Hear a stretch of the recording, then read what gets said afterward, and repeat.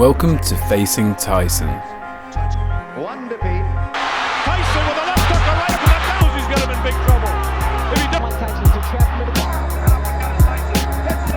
The podcast where we hear from some of the men who faced off against the baddest man on the planet. around on your opponent's side and then crack. Oh, he got a right uppercut. Born in 1968 in Witbank, South Africa. What can you remember from your childhood and growing up in the apartheid? Growing up in apartheid, I mean, listen, you know what? I grew up on the farms, so we didn't actually, got involved in apartheid and all that. The first time that I've ever really knew about the apartheid was when my black friend that was with me wanted to go play golf. So anyway, we didn't even know about it until my guy wanted to go to the bathroom and he couldn't use the bathroom, because he was black. So you grew up on a farm, kind of isolated from the rest of the... Yeah, not really. I mean, we were close to the city and stuff, but I mean, golfing, that was how I first known about apartheid, because of my friend wanted to use the same bathroom. He was a black guy, wanted to use the same bathroom as me, and he couldn't, because he was black. To play a little bit of golf before you started golfing. Oh yeah. He introduced me to golf and I enjoyed it. The thing is that we never knew about the racial tensions until then. Okay. So what age did you start boxing, Francois? 6 years old. 6 years old. Wow, that's young. Yeah. I lost most of my first fights, and then I started winning. Once I started winning, it was going crazy. Did you fall in love with boxing straight away? Not really. I mean, not really. But I mean, my nose was bloodied and everything. My whole shit, everything. I had a bloody nose, and the problem with that. But after I won my first fight, I kept going. From then on, it was not turning back. Was your father or any relatives involved? My dad, yes. My dad actually, he got me involved. And like I said, after I won that first trophy, I mean, that was it. I was hooked. You had close to, 300 amateur Yeah, I had over 300 amateur fights. I think I won 28 amateur titles. That's when I didn't turn pro immediately. And then after that, they came to me and asked me, do I want to turn pro? And I said, because I had all these injuries in my arms. And I said, I'm not the same fighter I used to be, but yeah, let me give it a go. So how old were you when you turned professional? 17 years old. Gold medal in the All Africa Games, because at that stage we couldn't compete in the Olympics because of apartheid, which cost me a lot of money, of course. But I mean, I did win the all gold in the All African Games, and but never had an opportunity to compete in the Olympics. Because of apartheid, yes. Yeah, definitely. How did you feel? You know what? You just have to keep going. I mean, we adhere to the rules and regulations, and you have to try making the best out of a bad situation. Did you play any other sports when you were younger? I played cricket, and I actually had my whole cheekbone cracked and everything because of cricket, but I loved it. So I played cricket, but my dad came to me and said, listen, you got to do an outdoor sport. And I chose boxing. I don't know, I chose boxing, I loved it. And I never knew how far I would come into the game. But you know what, it paid off. Eventually, I what I achieved in this sport is amazing. You didn't have too many fights in South Africa before moving to the United States. Yeah, not really. I mean, I only had a few, so people really didn't know me. I mean, they all still today. Most of the guys think that I live in the United States. So it's actually the following, you know, and everything. But you know, opening up White Buffalo Boxing and Fitness now in South Africa, and I think we're gonna have a big success with that. Yeah, definitely. There hasn't really been a decent South African heavyweight since the days of yourself and Corey Sanders. Yeah, in a long time. So whereabouts in the United States did you move to initially? I was in Newport Beach, California. Was that a big shock coming from South Africa? Yeah. I mean, it was an amazing place. I enjoyed it. I bought a house there. I had all my stuff there, my boats, everything was there. And yeah, kept moving. It's only recently that I returned to South Africa. In 1991, you fought in Johannesburg for the Transvaal heavyweight title. What can you remember from that fight? Against Themba Msweli, actually, that was one of my hardest fights in my career. What can you remember from that fight? I can remember that he hit me on my throat, probably like in the second round, third round. I couldn't breathe. My whole air was gone, but I kept on going. And it was only after that, you know, I went through a fight that I did beat him. Of course, I won on points. But it was one of my hardest fights. So a lot of people will ask me, listen, Mike Tyson, Lennox Lewis, not nearly as close and hard as those fights that I had back then. Really? Yeah. Was that just because of your inexperience at the time? Yeah, maybe, I don't know, but I mean, you know what, that was a hard fight for me. So they come to me and they ask me Mike Tyson and all, but you know, I cannot say Mike Tyson was my hardest fight. Mike Tyson actually was an easy fight for me. Really, yeah. A fight that I was very much winning easily, hands down, basically, as you can say. Yeah. But he caught you with... So now Mike Tyson wants to get it out of the Buffalo again in the Middle East. So let's see, you know, let's see if he's got the balls to do it. Yeah, that's it. That will be interesting. What can you remember about the tournament you had in Oklahoma where you fought 3 times on the same night? So you pulled that up my record, eh? Anyway, I was in there. It was like in a rodeo stadium, you know, bullfighting and all kind of stuff that these guys had. And I knocked the guy out the first round. Back then my money was very small. So I knocked the guy out in the first round. They say, how do you feel? I said, no, I feel good. So they waved like with a hand, come on down here. So another guy came in. Knocked him out also in the first round. So they asked me, how you feel again? I said, no, I feel good. So they brought another guy.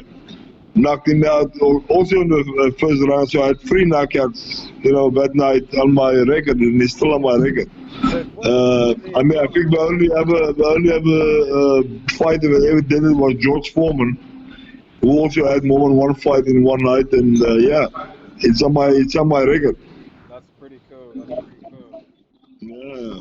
You put together a good amount of wins, travelling to places like the UK and Ecuador, as well as your home country, before being offered a chance to fight for the vacant IBF World title. That was in '94. We started negotiating. Actually, George Foreman had to fight Axel Schultz. He did fight Axel, but Axel basically beat him. Yeah, I remember. And then he was a champion. He was supposed to fight me, and then he had the George Foreman girl going on at that time. And I remember I flew back to South Africa because to do training in South Africa. But then, as I was busy training here, they told me, George called me and he said, you know, but George Foreman girl is getting so busy, and he can't do a fight. So yeah, eventually that's how me and Axel Schultz ended up fighting. And And that was a close fight. How do you rate actually? No, no. Let me tell you this. I mean, you know what? After our fight, a lot of people went to hospital, like 40 or something. More people went to hospital because of when I won. The people around ringside had champagne bottles and glasses and all kind of stuff. They start throwing glasses, and that's how boxing was banned there. And for like I probably think over a year because of that riot that broke out there because I won. So actually, I think it all happened because when I landed on the airport, there was like probably like around 50 reporters and cameras and all kind of stuff. And then when I got out, I started walking like a German. So I was very arrogant when I was younger. And because of my people what was involved with me, and you know you're good, and you know you're in the top of your game. And when I came out, all the reporters, and I started walking like a German soldier and said, I'm going to kick Axel, shoot his ass. That made everybody upset. You know, if you're a German, I mean, of course you're going to get upset. And but we wanted to create hype, and that was part of the hype. And then eventually when I won, you know, I told the guy, I went over the ropes and I said, I told you so, and that's when the bottles start flying. was it scary being in the arena at that time when the You know, yeah, it was. You know what? Eventually, what I should have done in the first place, I should have grabbed my guys. I should have just left there because it was dangerous. But I know I grabbed the doctor. I said, doctor, you come with us because I had to give my urine samples for a test. I even grabbed the doctor. I said, come with us. And I gave my samples, and it was like a month after when they found the results. And I mean, usually it's two days after your fight. But this was like a month after even then. That's when they took me to court in New York and all this nonsense started happening because of an underload and all that. Was it because of medicine you were taking due to a shoulder injury? Yeah, well, I went because of my injuries in my arms. I went and that's what they prescribed me. And I even gave him that to them, and they said, no, nandrolone is a steroid, you can't use it.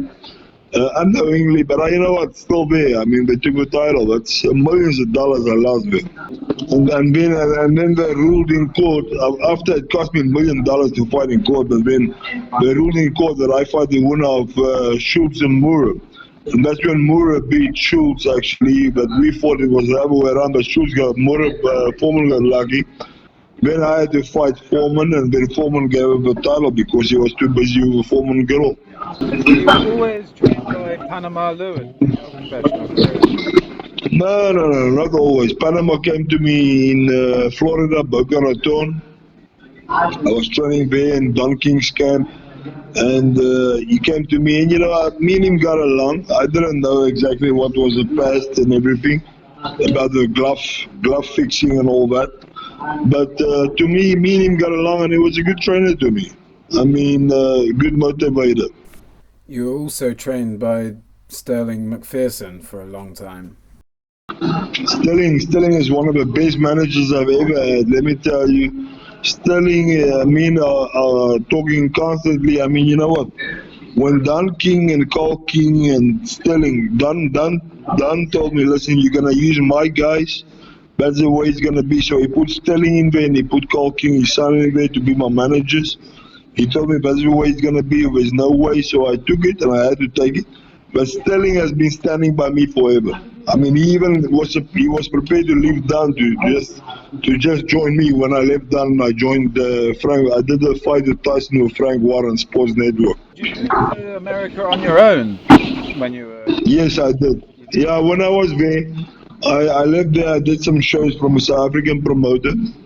And then when I ended up there, when the guys who run the gyms in Texas really saw my potential because I sparred against Tyrell Biggs and Tony Tucker and those guys. And they enjoyed what they saw, and they said, listen, please, I must come and do boxing with them. That's how I ended up in Texas. Okay. Then from there you moved to California. From there, about 4 years I was in Texas, building up my record, fighting in bars, fighting everywhere. And then Don King became interested in me. Bob Arum became interested in me. I ended up signing with Don. And yeah, that was it. Then I moved to California. That most of my fighting in California. Don wanted me to move to Florida. He said, listen, Buffalo, you got to move to Florida. The sun ain't going to shine on you in Florida and all that nonsense. But I told him, Don, because I know if I was going to be in Florida, Don would control me. Right. But no, I stayed. I wanted to be my own, and I stayed in California. 11 months later, in November 1996, you fought again for the IBF World Heavyweight title. Yeah, listen, that was my first loss. Yeah. So Michael Moore. I mean, you know what? As I'm in Vegas, and the day that you're gonna go to a fight, you know, the day of your fight, you're supposed to be excited. You're supposed to be ready to go. The day of a fight, I fell asleep on my way to the press conference. So my and the first round, if I could have repeated my first round, I would have done my second round, I've done my first round, I would have knocked him out. But coming back to the first round, I was dead. I was a dead man. I had no energy. So I was training too hard. I was overtrained for that fight. So you know how you go up and you peak and you go down and you go up and you peak. I just went off my peak on that time, and that's why the first time in my career that I was a dead man. And still I think it took like 11 rounds. Yeah. So I mean, if I had the energy, I mean, I would have. If I could have replayed the second round like I did the first, I would have knocked him out in the second or first. I broke Michael Moore's jaw in that fight, and he continued. And how he continued, I don't know. I mean, you know what? I still gotta take my hat off to him, because to fight with a broken jaw that long, I don't know how you do it. Yeah, well, that's a 12-round stoppage. Yes. So basically, that was a. Now you must remember, Buffalo was dead in one round there, so I still went 12 rounds. I mean, if I just had the energy like I had in the first round, I would have killed him. But I mean, you know, that's how a fight turns out. You can't turn it back. Do you regard Michael Moore as a boxer and as a puncher?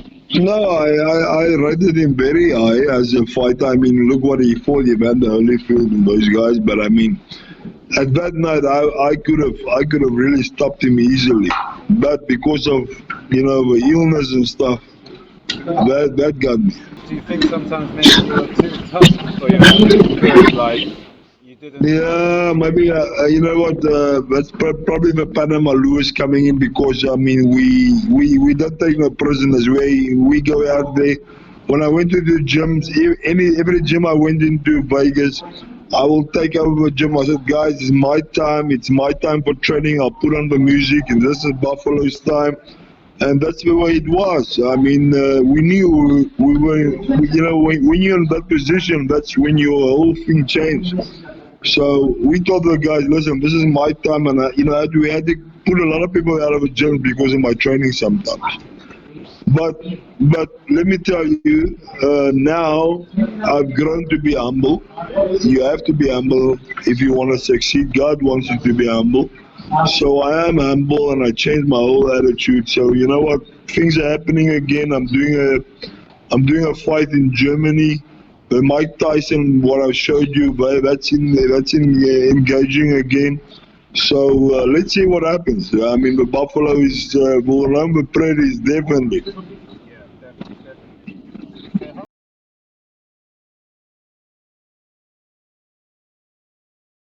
How did it feel to lose your first fight? Was it a big blow to your confidence, or did you just get back to training? No, it wasn't, because it really wasn't, because I knew that, you know, I was up at night. I knew my, you know, I can give. I still got the doctor's results. I went after my loss. I went to the doctors and I did urine and blood samples. But I handed him. But I did some tests. That was after I came back from Germany. So they found out that I had influenza A and a B. Influenza. I was a dead man walking. You know, I couldn't fight it. They wanted to sue me. So I went ahead with a fight, and that was my first loss to Klitschko. The same reason? if I was in good condition that night, Klitschko would have been knocked out. Klitschko took like 9 or something rounds on me, and I was a dead man walking. Should I have, if I fought Tyson or Lewis in that night, they would have knocked me out in 1 round. These guys took 9 rounds to get rid of me. That's why I don't rate them. You don't rate Vladimir Klitschko? No, not at all. But I mean, you know what? They're good men. They're good people. They got good business. They're very lovable people. But you know, it comes to fighting. I mean, that day when he beat me and it took so long to get me out of there, I mean, that gave me no respect. Actually, it shows me that, you know what? If I fought Tyson or Lewis at night, as I'm saying, they would have stopped me in 1. They took 9 rounds to get rid of me. And I was a dead man walking. You had recently won the NABA title when you got the opportunity to fight Mike Tyson. How did that come about? Well, I was getting ready to fight, I think, Olin Norris in Florida somewhere. And then as I was getting ready, I got a call from Sports Network. I was telling my manager, telling me, listen, pull out of a fight, you're going to fight Tyson. I was happy, and that's what we did. What did you think about Tyson at that time? Because it was like, it was a struggle. Oh, yeah, no, I knew. Listen, me and Mike was in the same camp, but I messed up a lot of the sparring partners. We used the same sparring partners. My guys were flying out like left, right, and center to go and going home. And then Mike wanted to spar with me because he heard what I'm doing to the sparring partners. And I told him, I said, Mike, if you spar me, you'll never fight me. And because he wanted to spar with me because I'm beating up his sparring partners. And I told him, once you spar me, you'll never fight me. So that's the truth. So we never ended up sparring, and he was always curious. But yeah, I know. I think the first few rounds in that fight, he saw what the Buffalo was talking about. Yeah. Which gym were you training at that time? I was training in Vegas. Oh, in Las Vegas. What's the name of the gym? No, I was training in TopRank gym. Oh, okay. TopRank, Bob Arum and all that. Yeah, I was training down there by Belgium. So yeah, that's how Bob Arum wanted to sign me. Don King wanted to sign me, but then I ended up fighting for Don. You know, because Don doesn't play. If he say he does something, he does. The Tyson fight was probably during Tyson's most troubled period, right after the rematch with Holyfield, where he got disqualified for biting Holyfield's ear.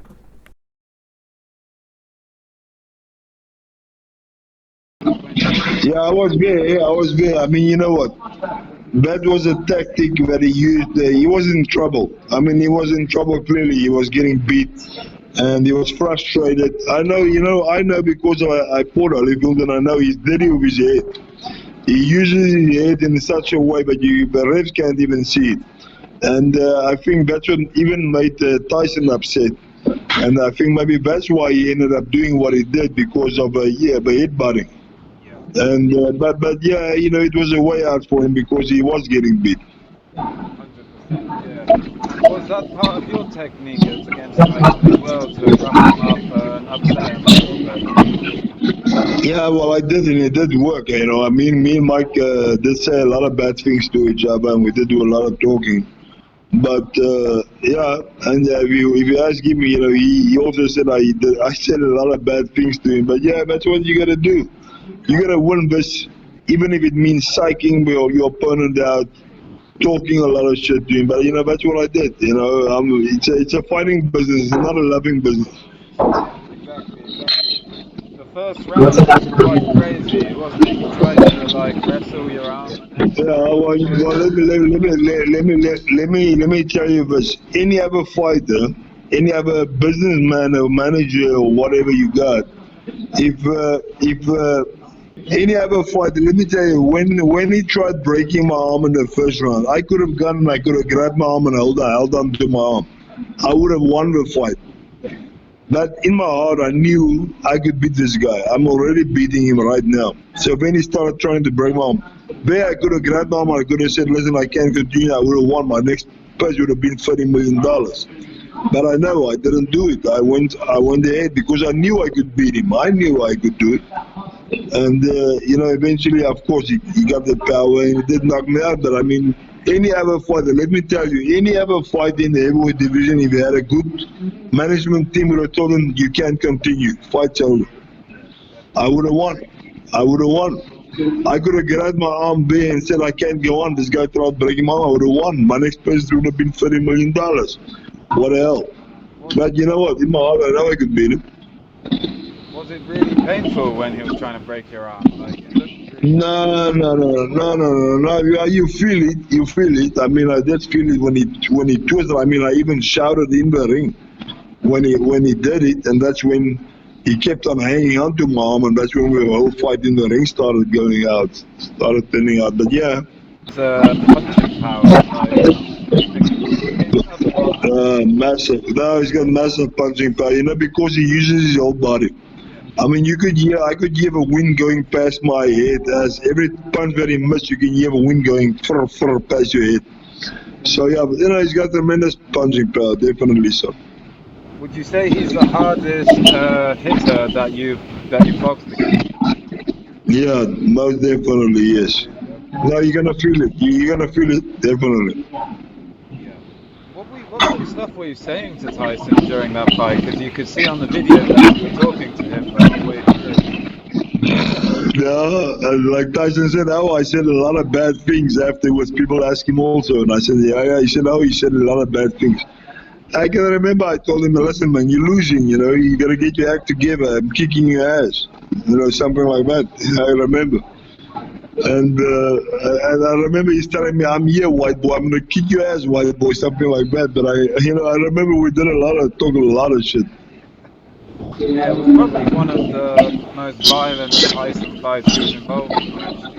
Yeah, well, you know what? Mike is like that. When he gets in trouble, he acts and he goes, look what he did with Evander. I mean, Evander was beating him, he bite his ear. Buffalo was beating him, trying to break my arm. So that's what you got to do. I mean, he's got to win at all costs. Only 6 months or so later, you fought another big-name fighter in Shannon Briggs. This time it ended in a draw, but I thought you probably deserved to win it. What are your recollections of that night? Another fiasco. Yeah, this one you should have won, definitely, in my opinion. I don't know how this was. Oh, yeah, This was a draw, right? Yeah, and even Shannon Briggs said afterwards, you know what, Buffalo should have won. No, I'll give Buffalo. Any fighter, if you ask any fighter that you want to lose, I'm going to tell you, man, I won. But if you ask your fighter, he said, no, I think the decision was, it should have been a good, yeah, it's a draw, it's fine. But, that shows you already, I mean, he lost the fight. Yeah, definitely. About Shannon Briggs, like, how did you rate him up against the likes? No, I rated him very well. I mean, he was one of the most exciting young heavyweights coming out. And but you know what? You gotta take this punch with a Buffalo. And then I even got it with Tyson, where Shannon and Evander Holyfield. We had interviews where I got it on camera where why did the White Buffalo never got a rematch? And now I know, because supposedly the Buffalo punched too hard. And I got that from even Evander Holyfield and Michael Moore, where the hardest punch they've ever faced was the Buffalo. So that's why the Buffalo never got any rematches. I think you could take a punch better than 90% of the heavyweights at that time. Kind words, yeah, but that's not an achievement. That's not an but I don't think taking a punch is an achievement. I think making a punch miss, that's an achievement. Yeah. But anyway, I could take a hard punch and everything, but it's not an achievement. Why do you think that is, that you could take such a strong punch? No, it's all mental, the whole thing in boxing, everything is mental. So you got to believe in yourself in the first place, and then I think it's all like I said, it's all mental. I mean, I believe in myself. I believe in the gifts and the talent that God gave me. I use it, and how I use it, and that's it. In the year 2000, you faced one of Britain's all-time greats in Lennox Lewis. Oh, let me tell you, that was one of my biggest disappointments in my career. I think I underestimated Lennox. I came there and I was okay. For the fight, I was okay. There's nothing wrong, nothing. And the whole thing is I just underestimated him. He caught me with a left uppercut, like in the second round, left uppercut straight over and right, knocked me out of the ring. And by the time I got back in the ring, they stopped the fight. So most of my fights, I was always competitive, fighting and going crazy, going in it. And this fight was over like that, and that was a big disappointment for me. And it took me a long time to get over that loss, actually. Well, he was one of the greats and definitely top of his game during that period. You actually had another draw not long after the Lewis fight against Clifford ATN, another interesting character. The Black Rhino. Against the White Buffalo. The Call of the Wild. Actually, let me tell you, that fight. Okay, no, it's not that fight. Not Clifford ATN. But also that was a good fight that I did beat him. But remember the Lee Gilbert fight? Lee Gilbert, actually I was supposed to do a title defense or something, but then they came with a box up with Olin Narrows or something like that. And then I didn't want to do it. There was a lot of money involved. I didn't want to do it and all that. And I think that was when the problem started in the camp probably. But as I was going to the press conference with Lee Gilbert, I saw my own manager, Carl King, at that stage. But Sterling was my man. The Carl King and Sterling was my managers. But I saw Carl King showing Lee Gilbert how he's going to knock me out, like showing like a hit on the chin. And I also saw the communication, but then that's, and I told them, I said, I don't care. But that's why I saw my own manager actually turning against the Buffalo. Was that for the NABF title? NABA title, yeah. But that actually put you number one in the WBA to defend, and that's why I was number one in the WBA to defend against Evander Holyfield. Right, yeah, because you did win that title. Yes, I did, yes. After the Lewis fight, you put a string of wins together before challenging again for the title against another one of the all-time greats in Vladimir Klitschko. This time you travelled to Germany. What are your thoughts and memories on that fight? Now that day, let me tell you, that day, when I left South Africa, I even came back to. I was even training in the US. When I left, I was perfect. I was in dog shape. I was in good shape. When I landed in Germany, we even took our own chef, Chef Early, Mike Tyson chef that he used. We took Chef Early with us because we were afraid they're gonna spike my food. They want to win this title and all that. So we took all the precautions. As I came into Germany, my feet starts aching. My whole body starts aching. And I ended up with influenza A and B. I didn't take the results then, but I told them that I'm not feeling well. So they told me, Franz, if you're going to pull out of a fight, we're going to sue you. And so I can't remember what the process was, but it was good money. But they wanted to sue me. So even the night when I fought Vladimir, when I came to the locker room, I didn't have any balance in the locker room. There was no way that I should have been fighting. But because of the threat that they gave me that they're going to sue me because the whole stadiums are sold out, everything is sold out, I went through with it. He took 9 rounds to get rid of a dead man. He couldn't get rid of a dead man. That's what I'm saying. If I fought Lennox Lewis or even Tyson or Moore or Klitschko, whatever, whoever, that night, they would have knocked me out in 1 round. Now, Vladimir took 9 rounds together around me. Where any other good heavyweight would have stopped me in one. That's why I never had a good rating. But you know what? They are good people. And I'm not going to say bad people. They got good businesses. They're both well-established doctors or something. But you know what? As a boxers, I don't rate them, man. Okay, so what do you think? Did they do something in your foods?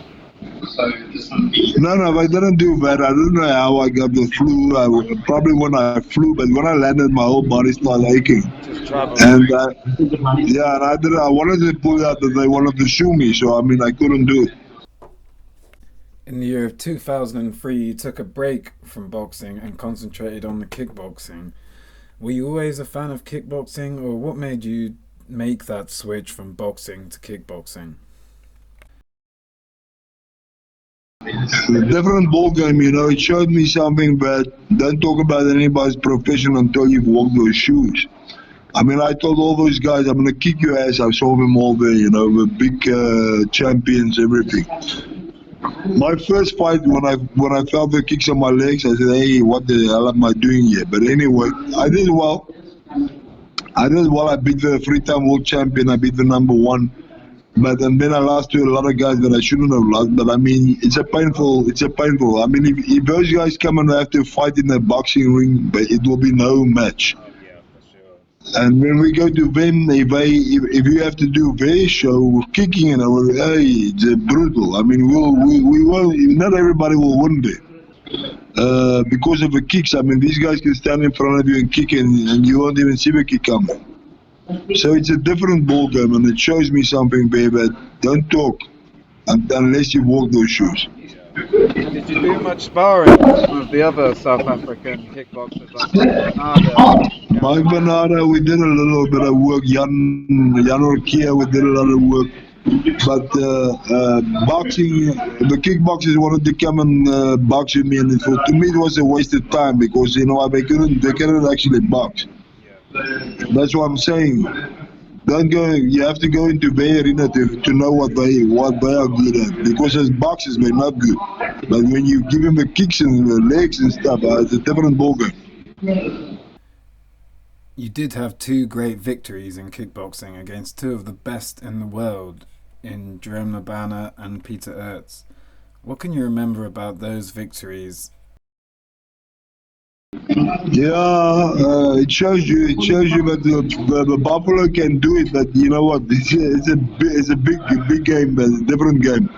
The kicks is very painful. But I beat Peter Hart, I beat Jerome Labana. You know what? If those fights, I would have had to go to the distance. They would have probably beat me. But you know what, the power came through and I did beat him. But I mean, it's not a game for a fighter, for a boxer. It should be, because the kicks are brutal and we're not used to that. So I think for boxers to achieve what I did and who I beat was a big achievement. Yeah, I don't think any other boxer as well known as you are made a decision. Yeah, sure. No, it's a difficult game. Was the money good? Was the money good? Money was good. The money was good. That's the only way why I did it, because it was for 3 rounds. And I mean the audiences was like big. I mean Tokyo Dome was filled up. I mean you can't walk the streets in Japan. It's huge. So that attracted us, and you know that's why I did it. Yeah, no, it was good. I made about $2 million in Japan. It's not bad. You returned to boxing in 2007, winning a title in your home country of South Africa. That must have been a great experience.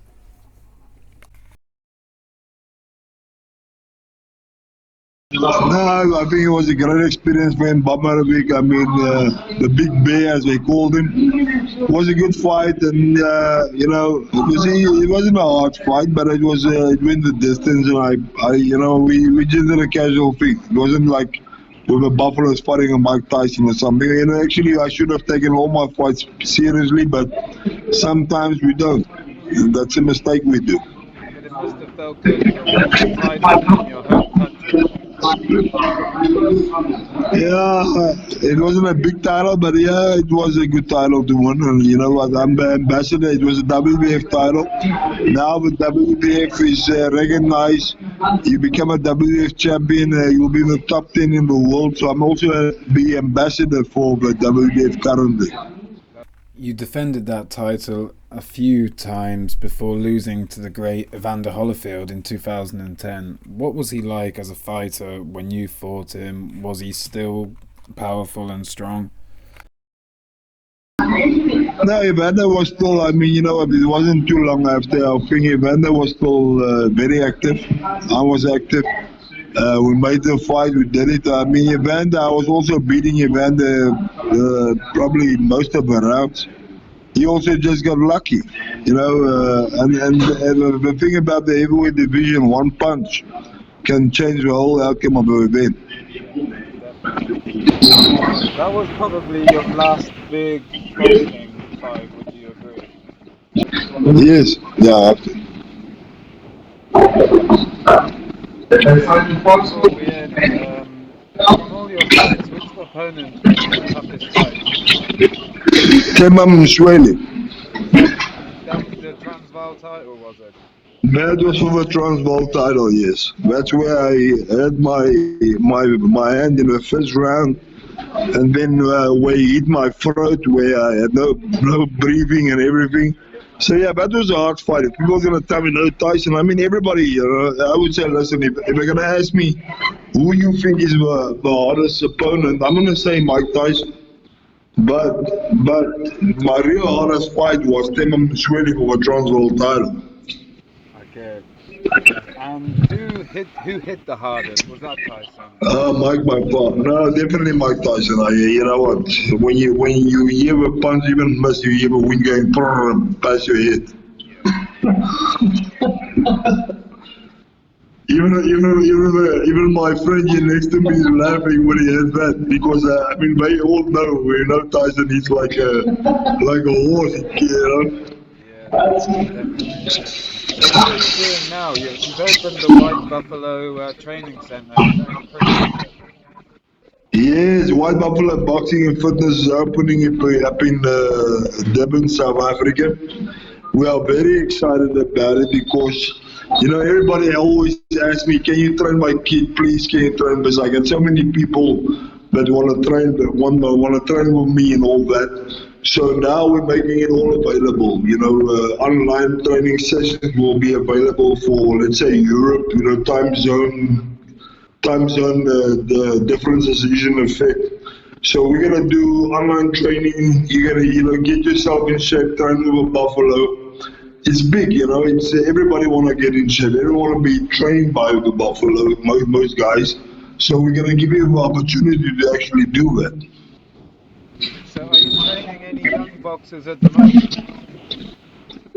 Not now currently because we're busy setting up. But yeah, it's all. If I want, you know what? It's all there. I'm getting messages every day about are you training professional fighters? Do you train boxers? Yes, of course I do. But I mean, you know what? You gotta enroll. You gotta enroll into a system. Yeah, we actually, you know, you got the White Buffalo Boxing and Fitness now. We're also starting White Buffalo Promotions, which is also my company and our partners' companies. So between White Buffalo Boxing Promotions, we'll do promotional events, and then you got the training. So we're giving you a whole package. Yeah. And what's happening much now in the South African boxing scene? Oh, it's still alive. It's still, but you know, the heavyweight division is in shambles. But you know, it'll be a long time before the heavyweight division gets into a stage where the guys that was involved, like me and the Corey Sanders and those guys. But it's nothing now. Nothing now. Because you fought Corey Sanders 4 times as an amateur, right? As an amateur, yes, and he beat me. He had quick hands. He had a lot of power. But as a heavyweight, we never met. We were talking, but it never got there. So what's the story with the rematch with Tyson? When's that supposed to happen? Is it this year or next? Mike, yeah, March. We're looking at March in Middle East. Okay. Yeah, I look forward to seeing how it comes out. No, listen, at any time, if you want updates on what's happening with Buffalo, give me a call. We'll do another one. We'll do another chat. I'd love to. We gotta fire it up. You gotta put your blog. Listen, the White Buffalo Boxing and Fitness, we're getting our own YouTube channel. So that's all happening. Yeah, now we'll get it going. Do you have any sons or anything which are involved in boxing? Yeah, my son is still. My son is gonna do a few fights now again. You know. Nice. Yeah. So yeah, but stay in touch with Buffalo. Let's do another interview, another follow up.